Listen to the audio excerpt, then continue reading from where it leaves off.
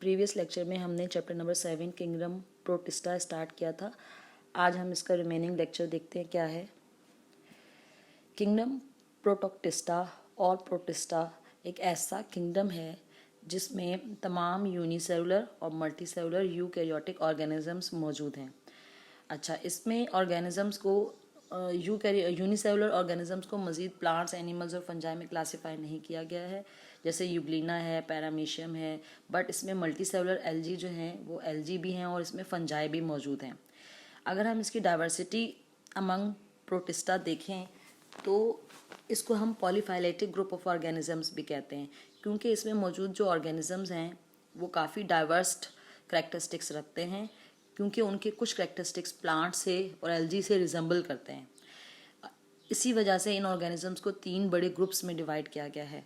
Plant like Protoctista जिसमें algae मौजूद है, और एल्गी में हमने क्लोरेला, यूग्लिना, अल्वा इन सब को डिस्कस किया है, जबकि फंजाई लाइक प्रोटोक्टिस्टा में प्रिमिटिव फंजाई मौजूद हैं जैसे कि स्लाइम मोल्ड और वाटर मोल्ड, और एनिमल लाइक प्रोटोक्टिस्टा में प्रोटोजोआ को स्टडी करते हैं। इसको हम पॉलीफाइलेटिक ग्रुप ऑफ ऑर्गेनिजम्स क्यों कहते हैं? क्योंकि ये डिफरेंट एंसेस्टर्स से डेवलप्ड हुए हैं, यानी कि इनके कुछ करैक्टरिस्टिक्स जो है वो प्लांट से बहुत क्लोजली रिजेंबल करते हैं, ठीक है, और कुछ करैक्टरिस्टिक्स प्लांट से रिजेंबल नहीं करते हैं।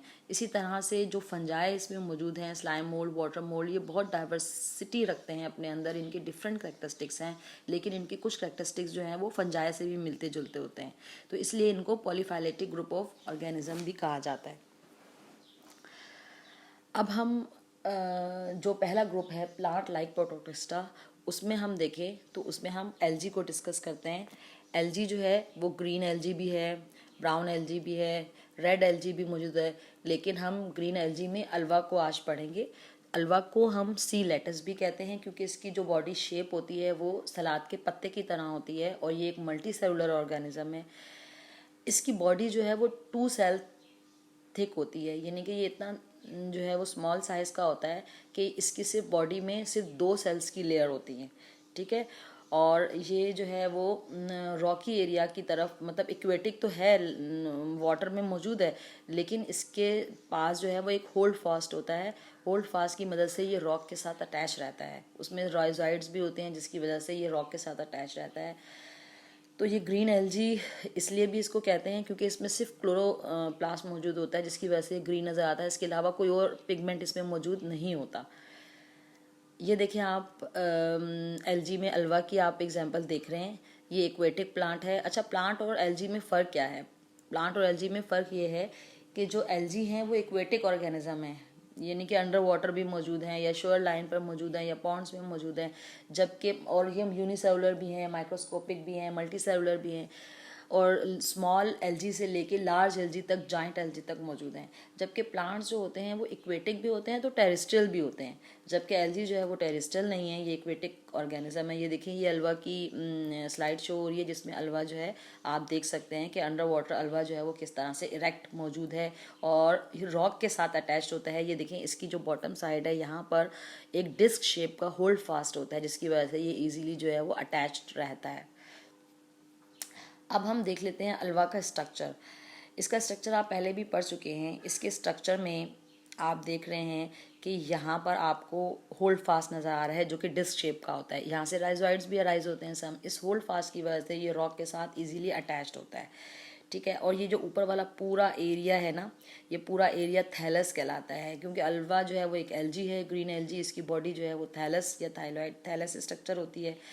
अब आप देखें, ये 5 सेंटीमीटर जो है वो इसका एरिया मौजूद है पूरे अल्वा का। इसको सी लेटस और सलाद का पत्ता भी इसीलिए कहते हैं कि इसका पूरा जो ब्लेड है, ऊपर वाला एरिया है, ये बिल्कुल सलाद के पत्ते से मिलता जुलता होता है, ग्रीन कलर का होता है, ठीक है। और ये इतना सॉफ्ट और थिन होता है कि इसका जो बॉडी स्ट्रक्चर है सिर्फ 2 सेल थिक होता है, यानी कि इसमें सेल्स की सिर्फ 2 लेयर ही मौजूद होती हैं, ठीक है। तो आपको इस तरह से स्ट्रक्चर ऑफ अल्वा भी आपको याद करना है। अब हम देखते हैं इसका थैलस। अगर आप इसका ये वाली स्लाइड देखें, इसमें जो आप थैलस देख रहे हैं, तो इसके थैलस में ये देखें सिर्फ सेल्स की 2 लेयर्स हैं, एक ये लेयर है और एक ये लेयर है, ठीक है। Thallus of Ulva made of 2 layers, यानी कि इसकी जो अल्वा का थैलस है सिर्फ 2 लेयर से मिलकर बनता है और ये लेयर्स भी एक जेलेटिनस शीट के अंदर एम्बेडेड होती हैं। यहाँ पर जो है वो जेलेटिनस शीट होती है, इस शीट के अंदर जो है वो ये वाले सेल मौजूद हैं। इस सेल के कॉर्नर की साइड पर एजेस में आप बहुत सारा डार्क ग्रीन कलर का पोर्शन देख रहे हैं। ये डार्क ग्रीन का कलर का पोर्शन जो है वो क्लोरोप्लास्ट पिगमेंट है, जिसकी वजह से ये ग्रीन कलर जो है वो शो करता है और इसके अलावा सोलर एनर्जी को जो है वो कन्वर्ट करता है, जो है वो सोलर एनर्जी को कन्वर्ट करता है, सोलर लाइट को एनर्जी में कन्वर्ट करता है। ठीक है, तो इसकी जो बॉडी के जो सेल हैं वो 30 सेंटीमीटर लॉन्ग होते हैं और सिर्फ 2 सेल से ये अल्वा का थैलस होता है। अब हम इसकी रिप्रोडक्शन देख लेते हैं। रिप्रोडक्शन जो है वो अल्वा का 2 मेन जो है वो उस पर बेस करता है। इसकी 2 डिस्टिंक्ट जनरेशन होती हैं, एक स्पोरोफिटिक जनरेशन होती है और एक गैमेटोफिटिक जनरेशन होती है। जो स्पोरोफिटिक जनरेशन होती है वो जो है वो स्पोरोफिटिक जनरेशन जो है वो इसकी डिप्लॉयड होती है। जो स्पोरोफिटिक प्लांट है वो डिप्लॉयड होता है और इसमें जो है वो 26 नंबर ऑफ क्रोमोसोम्स मौजूद होते हैं और जो गैमेटोफिटिक जनरेशन होती है वो हैप्लॉयड होता है और इसमें 13 नंबर ऑफ क्रोमोसोम्स होते हैं। ठीक है, तो इसकी 2 डिस्टिंक्ट जनरेशन मौजूद होते हैं, एक स्पोरोफाइट और एक गैमेटोफाइट। जो स्पोरोफाइट है वो डिप्लॉयड अल्वा होता है और इसमें 26 नंबर ऑफ क्रोमोसोम्स होते हैं और जो गैमेटोफाइट होता है वो हैप्लॉयड अल्वा होता है और उसमें 13 नंबर ऑफ क्रोमोसोम्स होते हैं। तो यहाँ पर आप देख रहे हैं diploid and haploid stages are multi cellular. ये दोनों स्टेजेस जो है वो मल्टी सेलुलर होते हैं। Diploid plant is called the sporophyte and haploid plant is called the gametophyte. जो डिप्लॉयड प्लांट होगा तो उसमें जो है वो 26 नंबर ऑफ क्रोमोसोम्स होंगे जो कि स्पोरोफाइट होगा और जो हैप्लॉयड प्लांट होगा वो गैमेटोफाइट है और इसमें 13 नंबर ऑफ क्रोमोसोम्स होंगे। ठीक है, अब जब क्या होता है कि जो गैमेटोफाइट्स हैं वो गैमेट्स प्रोड्यूस करते हैं, वो गैमेट्स आपस में फ्यूज्ड होते हैं तो क्या फॉर्म होता है, डिप्लॉयड स्पोरोफाइट बनता है। ठीक है, और जो स्पोरोफाइट होता है उसमें मियोसिस के बाद हैप्लॉयड स्पोर्स बनते हैं जिनको हम जू स्पोर्स भी कहते हैं। ये सेक्चुअली प्रोड्यूस हो रहे हैं तो ये जू स्पोर्स जो हैं वो दोबारा से किस में कन्वर्ट हो जाते हैं, गैमेटोफाइट में कन्वर्ट हो जाते हैं। अब gametophyte releases gametes and which fuse to the form sporophytes. यहाँ पर आप देख रहे हैं कि ये एक स्पोरोफाइट अल्वा है जो कि डिप्लॉयड है। इसमें मियोसिस हुई, मियोसिस के बाद स्पोर्स बने जिनको जू स्पोर्स कहा गया। ये स्पोर्स जो हैं वो पॉजिटिव और नेगेटिव इसलिए शो कर रहे हैं कि एक जो zoospore as a male act करेगा और एक एज ए फीमेल एक्ट करेगा। ये आपस में फ्यूज्ड होंगे, सेनगामी यहाँ पर होगी और इसके बाद जो है वो जो स्पोरोफाइट जो बनेगा वो गैमेटोफाइट। अब ये देखें गैमेटोफाइट स्पोरोफाइट से फिजिकली रिजेंबल कर रहा है बट ये क्रोमोसोमल नंबर इसके डिफरेंट हैं। अब ये स्पोरोफाइट जो है वो हैप्लॉयड है, चूंकि मियोसिस के बाद प्रोड्यूस हुआ है तो मियोसिस में जो सेल बन रहे हैं तो वो हाफ नंबर ऑफ क्रोमोसोम्स होंगे। तो गैमेटोफाइट क्या हुआ, वो हुआ हैप्लॉयड। अब ये जो गैमेटोफाइट्स हैं ये गैमेटेंजिया में गैमेट्स प्रोड्यूस करते हैं और ये गैमेट्स भी मेल और एज ए फीमेल एक्ट करते हैं और आपस में फ्यूज होते हैं। फ्यूजन के बाद जो है वो डिप्लॉयड जाइगोट बनता है। जाइगोट जो है वो क्या फॉर्म करता है, दोबारा से स्पोरोफाइट बना लेता है। तो इसकी 2 डिस्टिंक्ट जनरेशन की वजह से इसको हम ऑल्टरनेशन ऑफ जनरेशन भी कहते हैं। अब हम इसकी लाइफ साइकिल देखें डिटेल में देख लेते हैं। यहाँ से अगर आप स्टार्ट करते हैं गैमेटोफाइट से, तो गैमेटोफाइट प्लांट एक्चुअली क्या होता है, हैप्लॉयड होता है। इसमें 13 नंबर ऑफ क्रोमोसोम्स होते हैं। गैमेटोफाइट जो है वो गैमेटेंजिया बनाते हैं। गैमेटेंजिया में क्या बनते हैं, गैमेट्स प्रोड्यूस होते हैं। ये गैमेट्स जब गैमेटेंजिया के अंदर गैमेट्स प्रोड्यूस हो जाते हैं, बन जाते हैं तो गैमेटेंजियल वॉल रप्चर्ड होती है और गैमेट्स रिलीज होते हैं और ये रिलीज होने के बाद गैमेट्स जो है वो फ्यूज्ड हो जाते हैं आपस में, यानी इनकी फर्टिलाइजेशन को सिनगैमी भी कहते हैं। अब यहाँ पर फ्यूजन ऑफ गैमेट्स हो गई जिसको सिनगैमी हुई। अब सिनगैमी के बाद जो जाइगोट बना वो डिप्लॉयड जो है वो हुआ, क्योंकि यहाँ पे हैप्लॉयड था, ये गैमेटोफाइट हैप्लॉयड था, इसने गैमेट्स भी हैप्लॉयड बनाए। जब दोनों गैमेट्स हैप्लॉयड आपस में फ्यूज हुए तो वो डिप्लॉयड हो गए और डिप्लॉयड जाइगोट बन गया। जाइगोट जो है वो जर्मिनेशन के बाद कुछ टाइम के लिए वो जर्मिनेट करता है। जर्मिनेशन के बाद दोबारा अल्वा प्लांट बनाएगा, लेकिन वो दोबारा गैमेटोफाइट अल्वा नहीं बनाएगा बल्कि स्पोरोफाइट अल्वा बनाएगा और ये स्पोरोफाइट अल्वा डिप्लॉयड होगा क्योंकि सिनगैमी हुई और दोनों गैमेट्स आपस में फ्यूज हो गए जो हैप्लॉयड गैमेट थे।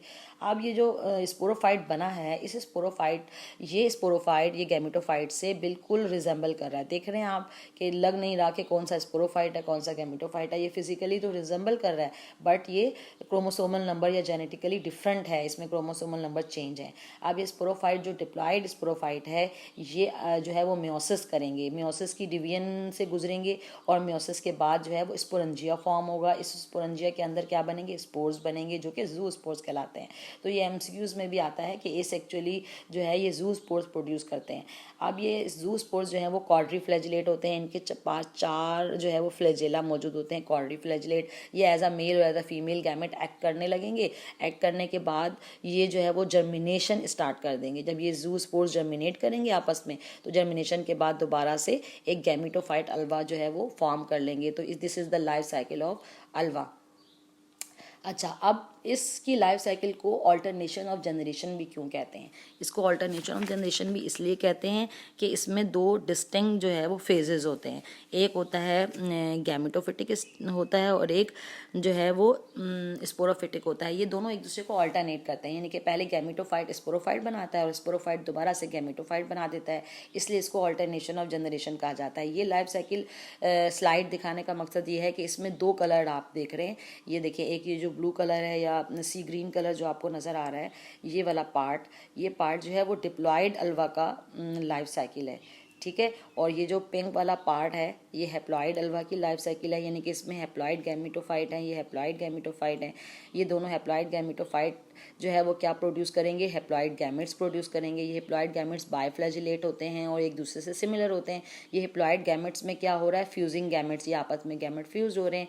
फ्यूजिंग के बाद फर्टिलाइजेशन होगी, फर्टिलाइजेशन के बाद डिप्लॉइड जाइगोट फॉर्म हो जाएगा, ठीक है। ये डिप्लॉइड जाइगोट में मियोसिस होगी, मियोसिस के बाद बहुत सारे स्पोर्स बनेंगे। ये जू स्पोर्स जर्मिनेट करके डिप्लॉइड स्पोरोफाइट बना लेंगे।